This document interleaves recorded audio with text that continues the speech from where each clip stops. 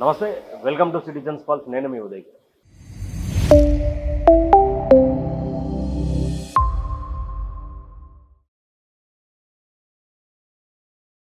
తెలంగాణ రాష్ట్రంలో జరుగుతున్నటువంటి మున్సిపల్ ఎన్నికల మీద పూర్తిగా రాజకీయ విశ్లేషకులు కూడా ఎటు మాట్లాడినటువంటి పరిస్థితి తీసుకొచ్చారు. తర్వాత తెలంగాణ సమాజం కూడా అసలు రాజకీయాలు అంటేనే చీదరబడే రోజులకు తీసుకొచ్చారు. అంటే కాంగ్రెస్ పార్టీ అధికారం కోసం, తర్వాత బీఆర్ఎస్ పార్టీ మేము గెలిచినటువంటి స్థానాల్లో మాకు చైర్మన్లను ఇవ్వండి, మీకు ఏమి ఇబ్బంది అవుతా ఉన్నదంటే బీఆర్ఎస్ ఒక వాగ్వాదం. తర్వాత భారతీయ జనతా పార్టీ ఎక్కడ కూడా తన ప్రభావం చూపించకపోయినా కూడా తనకు సంబంధించినటువంటి మున్సిపల్ కౌన్సిలర్లు ఎవరైతున్నారో వాళ్ళని ఎక్కువ శాతంగా బీఆర్ఎస్ పార్టీకి సపోర్ట్ చేసే దిశగా పోతుంది తప్ప కాంగ్రెస్ పార్టీకి అయితే ఎక్కడ కనిపించదు. అయితే దీనికి సంబంధించినటువంటి విషయంలో జగిత్యాలకు సంబంధించినటువంటి మాజీ మంత్రి, మాజీ ఎమ్మెల్సీ జీవన్ రెడ్డి వర్సెస్ ప్రస్తుత BRS Congress party MLA Sanjay Kumar ఎవరైతే ఉన్నారో, సంజయ్ కుమార్ని ఆల్రెడీ బీఆర్ఎస్ పార్టీలో ఉన్నారంటూ కూడా క్లీన్ చిట్ ఇచ్చినటువంటి స్పీకర్ ఇప్పుడు ఆయన కాంగ్రెస్ పార్టీకి సంబంధించినటువంటి బీఫామ్లు ఇవ్వడం, తర్వాత ఆయనకు సంబంధించినటువంటి ఇద్దరు ముగ్గురు రెబల్ క్యాండిడేట్లను నిలబెట్టడం కూడా జరిగింది. తర్వాత ఇక్కడ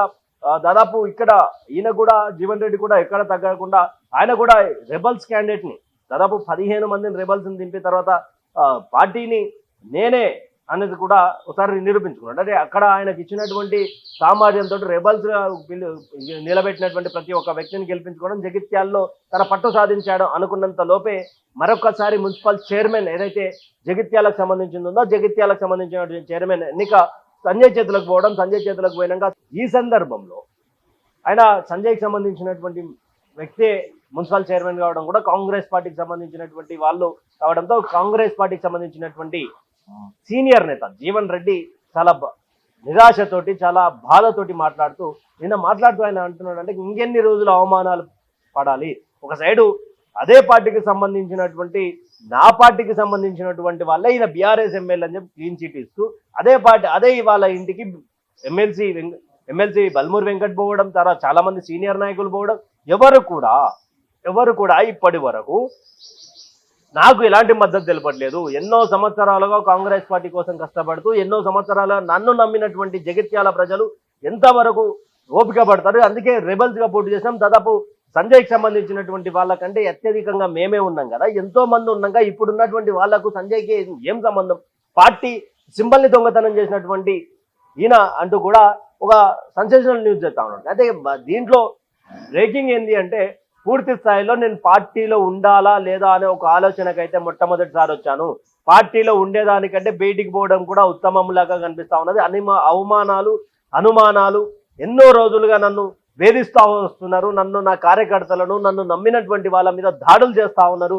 అదేవిధంగా పార్టీ కూడా నాకు ఇప్పటి వరకు సపోర్ట్గా లేకపోవడం చాలా బాధాకరమైనటువంటి విషయం అంటూ కూడా జీవన్ రెడ్డి నిన్న భావోద్వేగానికి గురైనటువంటి పరిస్థితి. అయితే ఈ సందర్భంలో పూర్తి స్థాయిలో కాంగ్రెస్ పార్టీ కూడా ఎవరు కూడా అక్కడ జీవన్ రెడ్డిని బుజ్జగించే ప్రయత్నం చేయకుండా పూర్తి స్థాయిలో సంజయ్ వైపే ఉన్నారు అంటూ కూడా జీవన్ రెడ్డికి సంబంధించినటువంటి కార్యకర్తలు కావచ్చు, ఆయన వెంట ఎప్పటి నుండో ఉన్నటువంటి కార్యకర్తలు కూడా ఫుల్ ఫ్లెడ్జ్డ్గా ఆయనకు సపోర్ట్ చేస్తూ వస్తున్నారు. ఈ తరుణంలోనే మున్సిపల్ చైర్మన్ ఎన్నిక జరిగింది. తర్వాత జగిత్యాలకు సంబంధించినటువంటి కాంగ్రెస్ పీఠం దక్కించుకున్నది. దీంట్లో ఇప్పుడు క్రియాశీలకమైనటువంటి పాత్ర ఏదైతే ఉందో ఇప్పటి వరకు అంటే ఏఐసిసి వచ్చి జీవన్ రెడ్డి తోటి ఇద్దరి మధ్య సంయోజనం చేసింది, వీళ్ళిద్దరిని సమకూర్చిర్రు, వీళ్ళిద్దరిని కూర్చోబెట్టి మాట్లాడిరు అని చెప్పుకుంటూ వచ్చినా కానీ జీవన్ రెడ్డి మాత్రం నేను పార్టీలో ఉండాలనా లేదా ఆలోచిస్తా ఉన్నా అనే ఒక క్వశ్చన్ మార్క్కి ఈరోజు తెరలేపింది. అంటే ఈ బహుశా రాజకీయ విశ్లేషకులు, జగిత్యాలకు సంబంధించినటువంటి జీవన్ రెడ్డి వర్గీయులు, కార్యకర్తలు, ప్రజలకు సంబంధించినటువంటి చర్చ అయితే బలంగా సాగుతూ ఉన్నది. పార్టీ మారే అవకాశాలు ఉన్నాయి, పార్టీ మారితే ఏ పార్టీలకు పోయే అవకాశాలు ఉంటాయి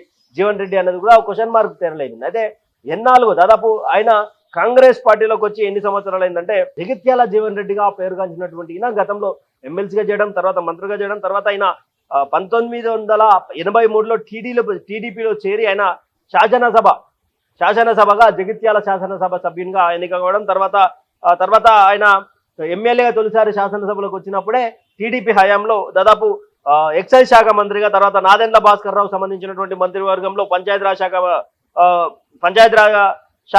మంత్రిగా బాధ్యతలు చేశారు. తర్వాత ఆయన 1985లో కాంగ్రెస్లో చేరి టీడీపీ అభ్యర్థి గొడిగల రాజేష్ గౌడ్ మీద ఆయన ఓడిపోవడం, తర్వాత చాలా వరకు అంటే ఎన్నో 1983లో స్టార్ట్ అయినటువంటి ఆయన రాజకీయ చతురత అండ్ రాజకీయ ప్రారంభం ఇప్పుడు 2026 దాదాపు అదో 17 సంవత్సరాలు, తర్వాత ఇది ఒక 25 40 ఏళ్ళ పైచీలకు అంటే ఏజ్ రాజకీయంలో ఉన్నటువంటి నేను ఇప్పటి వరకు నన్ను ఇప్పటి వరకు ఇబ్బంది పెట్టినటువంటి వాళ్ళు లేరు.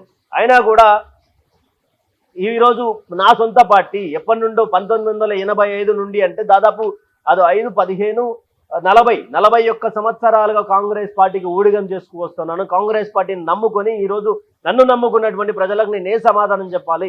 ఈరోజు నిన్న మొన్న వచ్చినటువంటి పార్టీ ఫిరాయించినటువంటి ఎమ్మెల్యే ఎవరైతే ఉన్నారో ఆయనకు మద్దతుగా పార్టీ నిలవడం చాలా బాధాకరమైన ఒక సందేహాలను తన భావోద్వేగాన్ని వెళ్ళగక్కున్నటువంటి పరిస్థితి నిన్న జీవన్ రెడ్డి చేసే ప్రయత్నం చేసింది. అయితే ఇప్పుడు ఆయన రూటెడ్ బీఆర్ఎస్ బీజేపీ అంటే బీజేపీకి పెద్దగా స్టాండ్ ఉండదు అనేది దిశగా కూడా జగిత్యాల. కాకపోతే జగిత్యాలకు సంబంధించినటువంటి రాయకల్ మున్సిపాలిటీలో దాదాపు బీఆర్ఎస్ కాంగ్రెస్ పార్టీ కంటే ఎక్కువ శాతంగా బీజేపీకి సంబంధించినటువంటి మున్సిపాలిటీలకు కౌన్సిలర్లు గెలవడం కూడా చాలా గమనార్హం. తర్వాత ఇప్పుడు జగిత్యాలకు ఆల్ ఓవర్గా చూసుకుంటే కూడా భారతీయ జనతా పార్టీకి సంబంధించినటువంటి ఏది ఓట్ల శాతం పెరగడం ఇవన్నీ కూడా జరుగుతూ ఉన్నాయి. అయితే దీనికి సంబంధించినటువంటి విషయంలో పూర్తి స్థాయిలో అంటే బీఆర్ఎస్ బీజేపీ అనేది కూడా ఆలోచించే ప్రయత్నంలో ఉన్నట్టుగా సమాచారం అందుతా ఉన్నది. అక్కడ ఉన్నటువంటి గ్రౌండ్లో కూడా ఆయన ఆల్రెడీ ముఖ్య కార్యకర్తలతోటి, తర్వాత ఆయన గెలిపించుకున్నటువంటి ఎవరైతే 17 నుండి 18 మంది అభ్యర్థులు ఎవరైతే ఉన్నారో కౌన్సిలర్ అభ్యర్థులు వాళ్ళతోటి కూడా ముచ్చటిచ్చి